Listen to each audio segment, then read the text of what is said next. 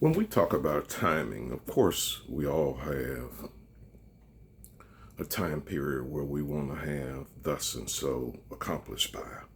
So, oftentimes in our life, we'll feel like we're running behind on the clock.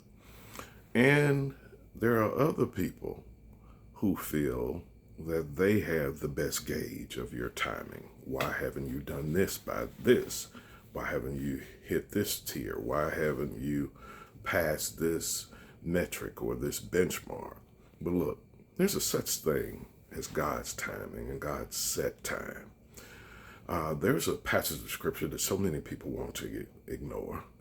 The passage of scripture is that it's the glory of the Lord to conceal a matter.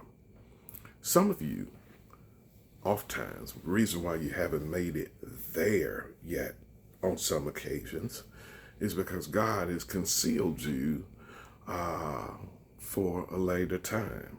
Maybe your earthly time, your zeal, your zest, your ambition didn't coincide with God's best set timing for your life. How many people can we count who hit Superman and Superwoman heights so quick? And then we go and look for them and we can't find them anymore. Where are they? Where is that big name? Where is that big name? Where is that guy that used to pack the houses? Is he even in the church still? Look, sometimes I remember a time where the late Bishop G.E. Patterson thought, so he voiced out in his latter years that he thought he would have the church of his latter years at a much younger age.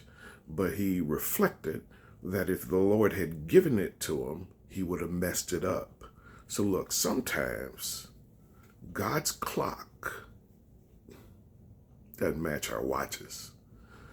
Be careful of the zest to think that it's your perfect time. Your perfect time may not coincide with God's perfect time.